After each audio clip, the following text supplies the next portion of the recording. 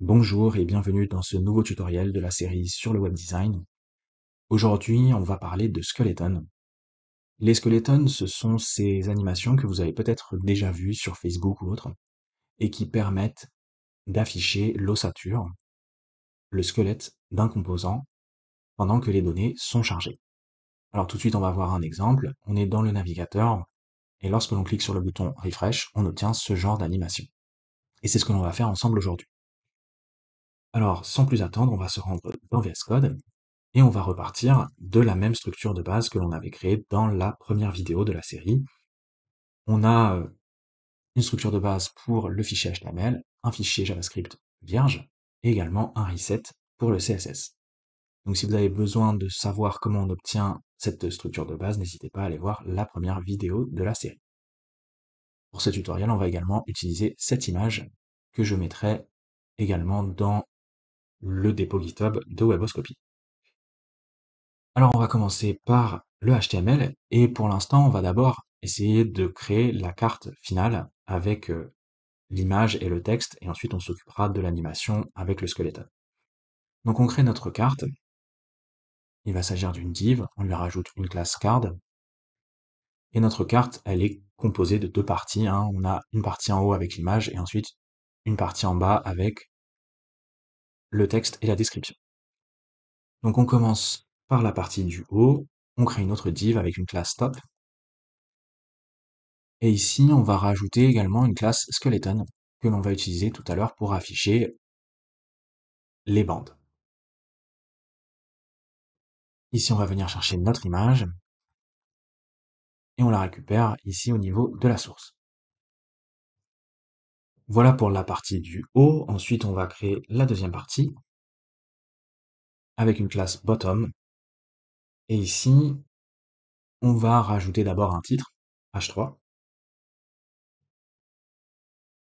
On va mettre le texte et on va également rajouter les classes pour le skeleton, donc ces fameuses bandes qui serviront au moment du chargement des données. Alors ici, en plus de la classe skeleton, on va également rajouter une deuxième classe skeleton text pour bien distinguer les deux types de skeleton que l'on va avoir. Alors si on revient dans le navigateur, lorsque l'on charge, vous voyez que au final, on a deux types un peu différents. Un skeleton pour l'image, qui est plus grand, et un skeleton pour les différentes bandes, qui sont un peu plus petites. Donc c'est la raison pour laquelle on rajoute cette deuxième classe, skeleton text. Et ensuite, eh bien, on va rajouter notre description dans un paragraphe. Et pour l'instant, on va mettre du lorem ipsum comme ceci. Voilà, c'est à peu près tout pour le HTML. On va pouvoir lancer notre fichier HTML avec Live Server pour voir le résultat dans le navigateur. Pour l'instant, on ne voit pas grand-chose à cause de la taille de l'image. On va régler tout ça avec le CSS. On va retourner dans VS Code et on va aller dans la feuille de style. Et on va commencer par donner une taille à notre carte. En largeur, on va mettre 400 pixels. On va également mettre une taille pour la partie du haut. En hauteur, on va mettre 250 pixels. Et ensuite, on va pouvoir également rajouter une taille pour l'image. L'image qui se trouve dans la div avec la classe top. Donc, on va faire en sorte que cette image prenne 100% du conteneur. Et on va également rajouter Object Fit Cover pour que l'image s'étale bien sur toute la place disponible dans le conteneur. Si on retourne dans le navigateur, voilà ce que l'on obtient pour l'instant.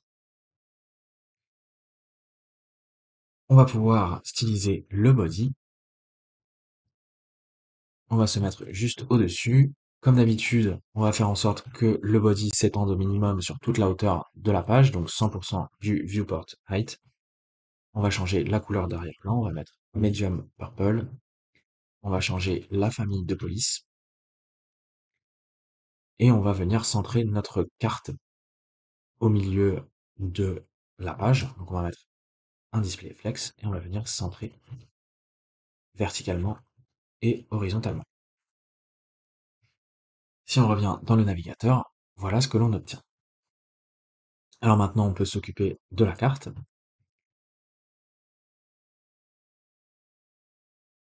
Pour la carte, eh bien, on va rajouter une couleur d'arrière-plan. On va mettre du kaki. On va également arrondir les coins de la carte. Donc on rajoute un border radius, on va mettre 0,4 rem. Et on va également rajouter une ombre. Alors pour ça, parfois j'utilise un site, Get CSS Scan, qui donne tout simplement des exemples de box shadow, des ombres toutes prêtes. Alors je vais venir prendre par exemple celle-ci, je clique dessus, le code est copié, et je vais venir coller la box shadow prédéfinie ici. On sauvegarde et si on retourne dans le navigateur, on a bien notre carte avec la couleur d'arrière-plan, l'ombre et l'arrondi. Alors on a un petit problème au niveau de l'arrondi. On a seulement les arrondis dans les coins en bas, mais on l'a pas en haut. Et c'est tout simplement parce que l'image déborde, elle dépasse de la carte. Alors pour régler ce problème-là, on va venir se mettre dans la carte et on va mettre Overflow Hidden. Si on revient dans le navigateur, on a bien maintenant des coins arrondis partout. Ensuite, eh bien, on va pouvoir maintenant s'occuper de la partie du bas. On va venir sélectionner la partie du bas et on va juste mettre pour l'instant un peu de padding. Si on revient dans le navigateur, on a bien du padding tout autour de notre texte pour la partie du bas. Ensuite, on va styliser le titre, donc le H3. On va changer la taille de la police. On va mettre 2 rem. La couleur, on va mettre cette couleur. Et on va mettre également de l'italique.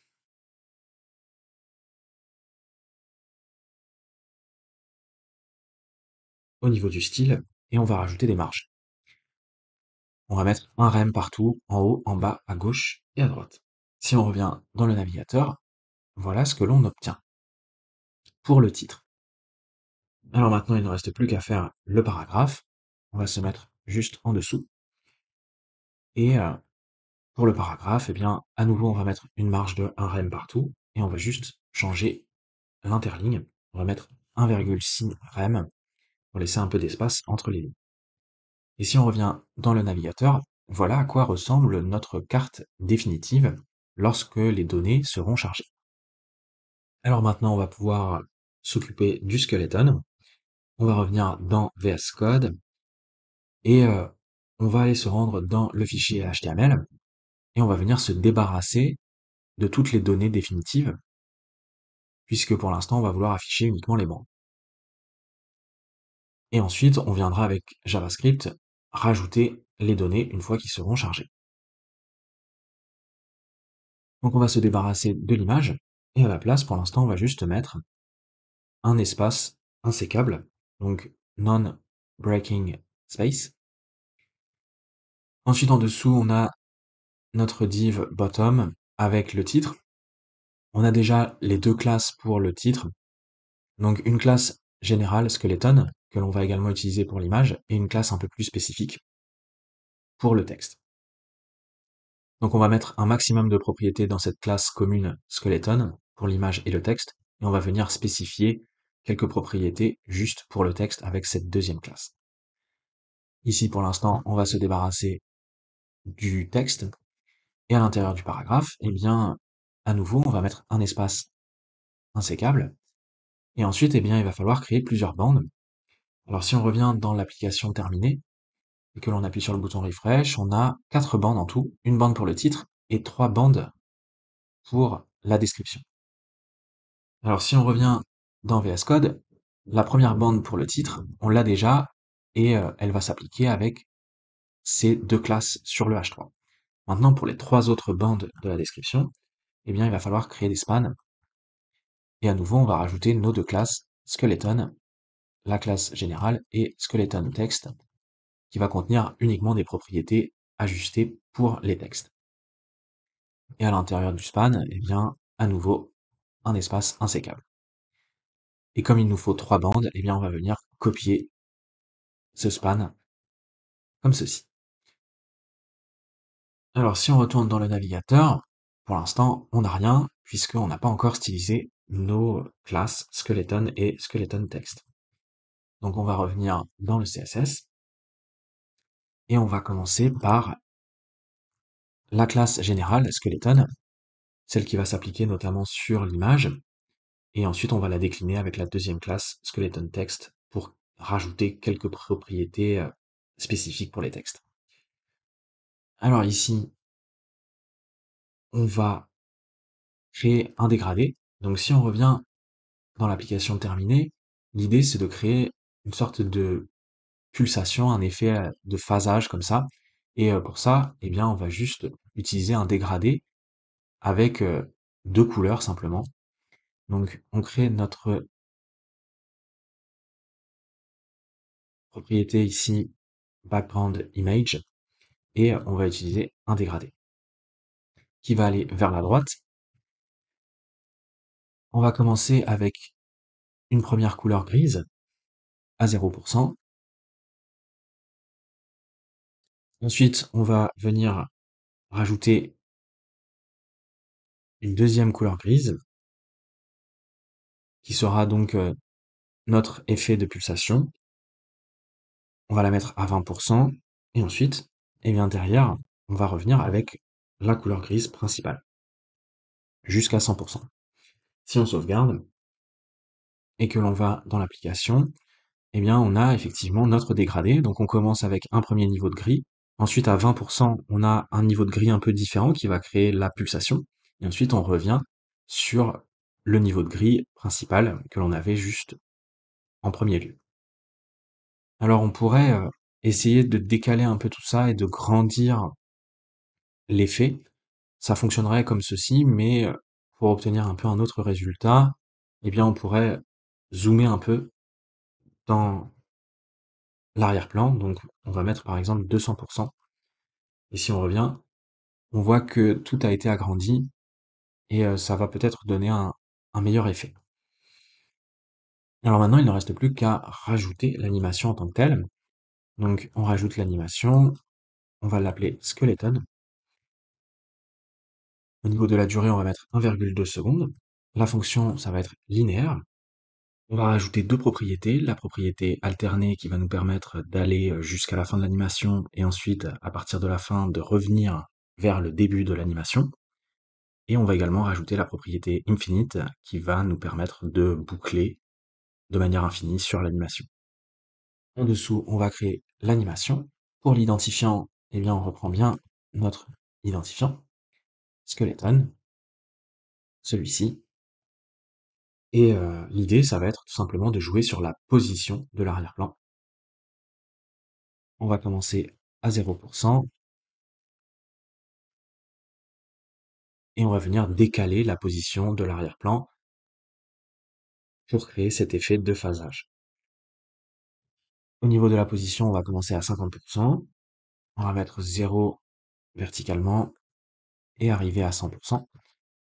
Eh bien, on va venir au niveau de la position en arrière. Donc, on va aller à moins 100% horizontalement et on va rester à 0 verticalement. On sauvegarde. Et voilà ce que l'on obtient. On a notre effet de phasage. Le dégradé, la pulsation qui est au milieu, eh bien, elle vient se décaler. Et comme on a une animation à l'infini, eh bien, ça fonctionne. Alors maintenant, il ne reste plus qu'à rajouter quelques propriétés spécifiques pour le texte, pour créer les quatre bandes du texte. Pour l'instant, on a juste un point. Alors, on va modifier ça. On va venir chercher notre deuxième classe, celle qui s'applique spécifiquement au texte. Et ici, on va rajouter quelques propriétés. On va d'abord mettre un display inline block. Et on va faire en sorte, eh bien, que les bandes s'étendent sur toute la largeur disponible. Donc on va mettre 100%. On va faire un reset des marges, on va les remettre à 0. Et on va également donner une hauteur tout simplement à nos bandes. Donc une épaisseur, on va mettre 0,8 rem, comme ceci. Et si on revient dans le navigateur, voilà ce que l'on obtient. Alors, on pourrait rajouter un dernier détail pour que ça soit un peu plus naturel au niveau du paragraphe et changer la longueur de la dernière ligne. Donc pour ça, tout simplement, on va prendre notre classe skeleton_text et on va aller chercher le dernier enfant. Et ici, on va juste changer la largeur à 70%. Et si on revient dans le navigateur, notre dernière bande est un peu plus courte, et donc ça crée vraiment un effet comme si c'était un paragraphe. Voilà pour l'animation, alors maintenant il ne reste plus qu'à faire le JavaScript pour charger les données. Ça va être très simple, on va se rendre dans VS Code, on va aller dans le fichier JavaScript, on va, comme d'habitude, créer notre fonction app. Ensuite, on va venir rajouter un écouteur d'événements sur le document. Et lorsque le contenu du DOM est chargé, eh bien, en callback, on va déclencher notre fonction app. Ensuite, on va aller récupérer les éléments du DOM qui nous intéressent. Donc, on commence par la partie supérieure de la carte. On utilise querySelector et on vient chercher la partie supérieure qui possède la classe top. Ensuite, on va récupérer également le titre.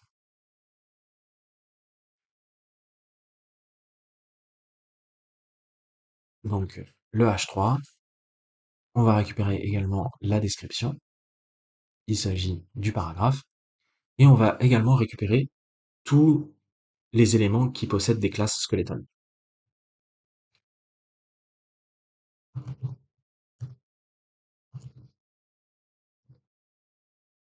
Pour ça, on va utiliser querySelector_all et on vient récupérer tous les éléments qui possèdent une classe skeleton.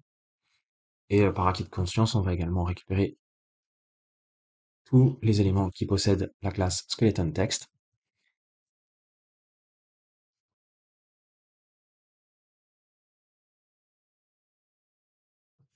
Alors c'est plutôt avec un tiret. Et ensuite, eh bien simplement, pour créer l'illusion d'aller chercher des données, d'aller récupérer des données quelque part, eh bien à la place on va juste utiliser un timeout. Donc on est dans notre fonction principale, on rajoute un timeout et on va juste attendre un certain temps avant de récupérer les données. Au niveau du temps d'attente, on va mettre 3 secondes, donc 3000 millisecondes. Et qu'est-ce que l'on va faire après ce timeout? Eh bien, on va se débarrasser des bandes. Donc on prend tous les éléments qui ont la classe skeleton, on boucle sur ces éléments, et pour chaque élément, eh bien, on va venir retirer la classe skeleton. On va faire la même chose pour les éléments qui ont la classe skeleton_text, et on vient retirer cette classe.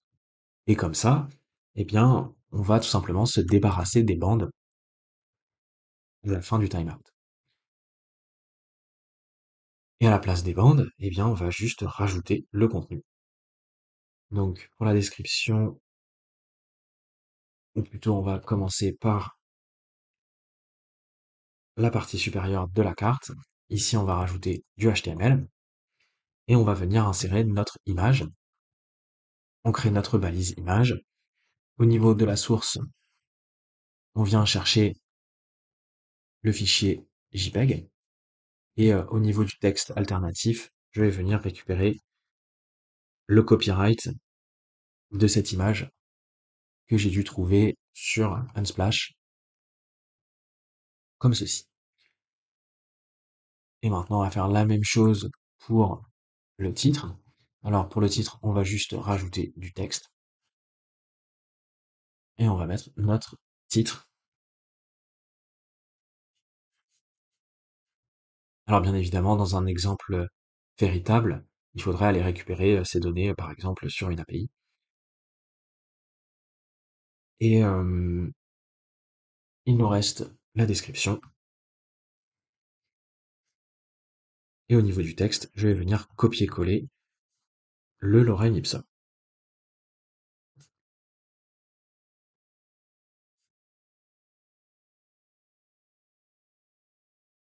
On sauvegarde, et si on revient dans le navigateur, et que l'on clique sur le bouton refresh, on a bien le chargement pendant 3 secondes, et après, on enlève les bandes, et à la place, on met les données. Et voilà, c'est ainsi que s'achève cette vidéo. Alors j'espère que ça vous aura plu, et on se retrouve très bientôt pour la suite de la série sur le web design.